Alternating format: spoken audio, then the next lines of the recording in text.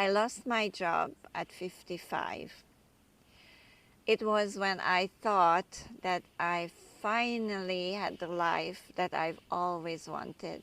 Today, I want to share with you how I became a nomad.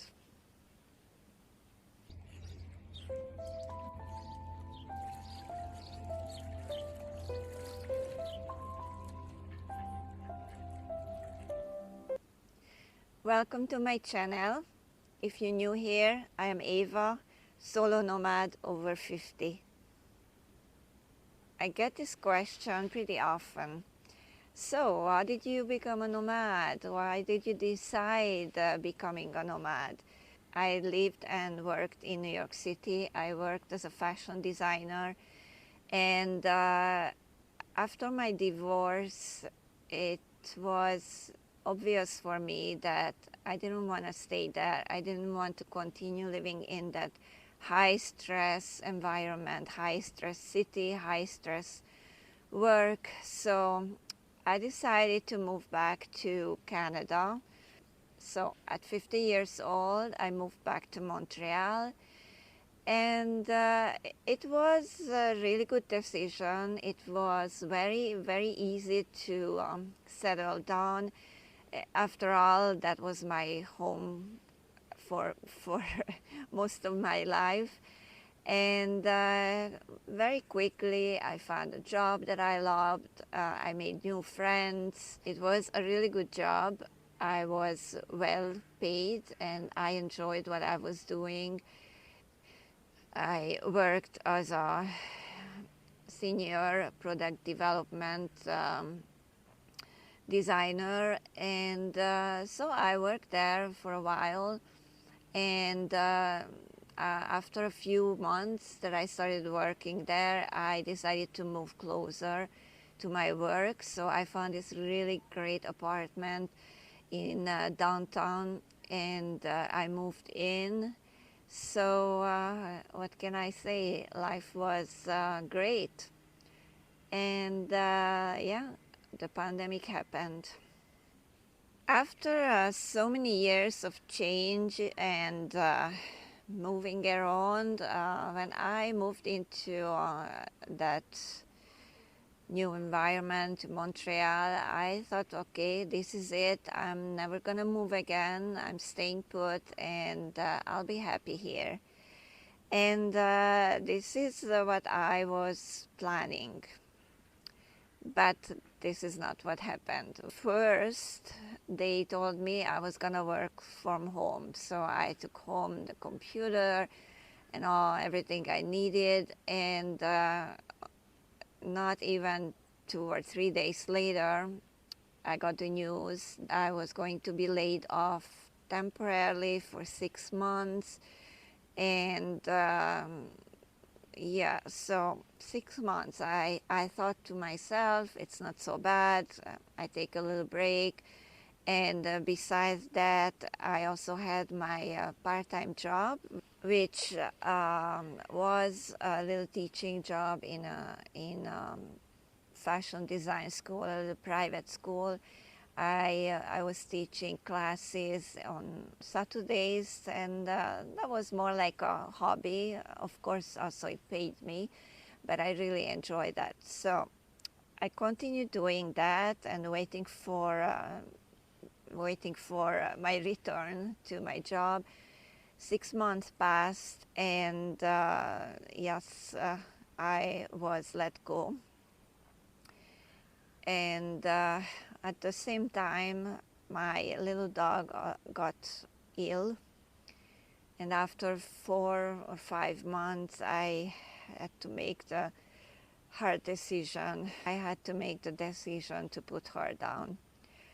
So we never really knew what was going to happen because everything was just so uncertain. And I continued teaching, although sometimes the school had to close down too. So it was kind of in between life. Winter came, and I don't know how much you know about Canadian winters. It's not really the cold or the snow. it's what really got me, it was the isolation, because I lived on a street that was lively, full of restaurants and stores. It was always full of people, even winter. And when we had those really strict lockdowns, we had curfews and everything was closed. I remember looking out my window one day, oh, actually many days, looking out my window, and the streets were completely empty, not even a car. And I just felt so isolated, so isolated. It was really bad. And spring came.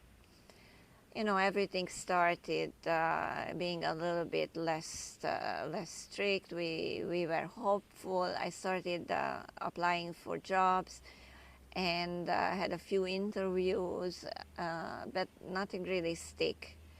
I was on unemployment insurance, and I just needed to align myself towards something. So first I looked into working full-time as a teacher, but unfortunately the school didn't have a full-time position. Then I looked into maybe teaching privately, and that was working for a while, but then it fell through. And I didn't know what to do. And suddenly Canada announced some strict, really strict rules coming, and I just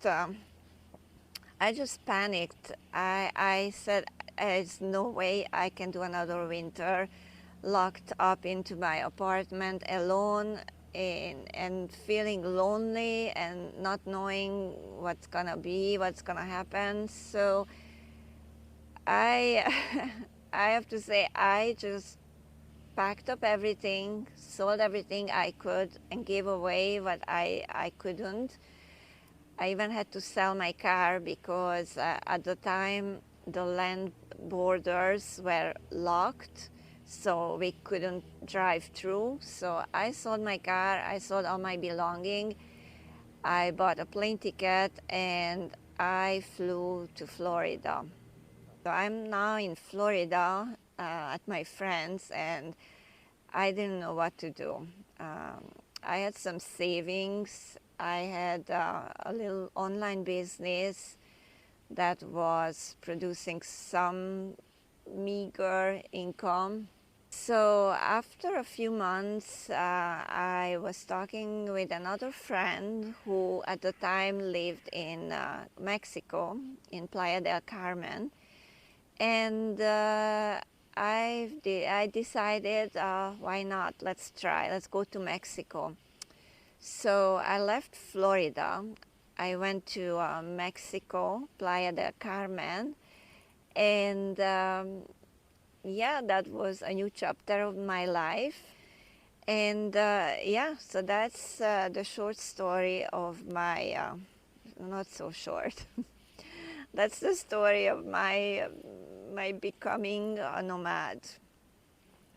If I look back, becoming a nomad was not one clean decision. And here I am now in Hungary by the Lake Balaton, beautiful Lake Balaton behind me, springtime, and it's a miracle. I'm really curious.